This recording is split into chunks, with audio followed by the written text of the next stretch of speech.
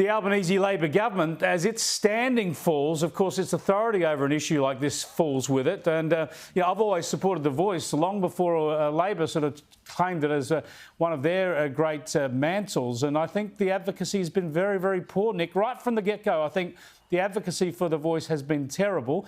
I still think it could be pulled out of the fire if they get their act together, but there's been no sign of that. I mean, there's been no sign of them willing to engage in a significant debate and get rid of the partisanship that seems to have coloured the whole event.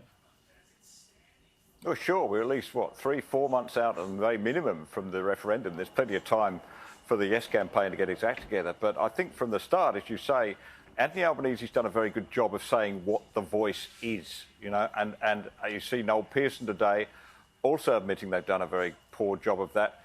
And added to that, I think that poll in the Sydney Morning Herald that showed that people are reluctant to ask what the Voice is for fear of being called racist.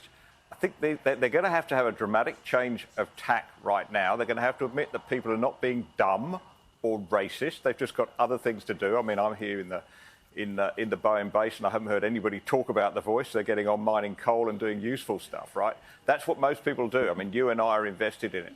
But I think the Yes campaign has to now concentrate on telling people what the Voice is, what it'll do and what the benefits are. That's the only hope I think they've got of rescuing this. Well, they've got to get back to basics as to how it came about. It's about Indigenous recognition in the Constitution, and this is the way that Indigenous Australia has asked to be recognised in the Constitution. But they seem to talk about, they've allowed the no case to control the debate, which sort of focuses on the mechanism and what it will do. And there's been a big scare campaign, Lisa. There's been a lot of furphies put out there, constantly put out there.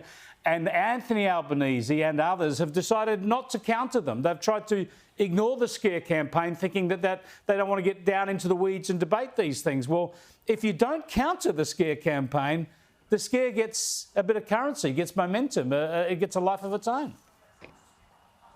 Yeah, but it comes back to what Nick was saying. It hasn't been clear. If you have, an increasing number of people are saying no and increasing number of people saying they don't understand what it is about, then from a PR campaign perspective, you're losing the fight. You're not doing what you're supposed to do, which is make your messaging, and you know this, Chris, your messaging has to be really clear, and it hasn't been. And I think what has happened now is Noel Pearson has gone back and actually looked at perhaps some of this polling, which says, I think last month the polling showed 25% of people who were supporting it were doing it on the fact about recognition. Yeah. So I think that is why we've now seen him change his language. It's in all these campaigns, you watch where the pivot point is for when that key messaging changes.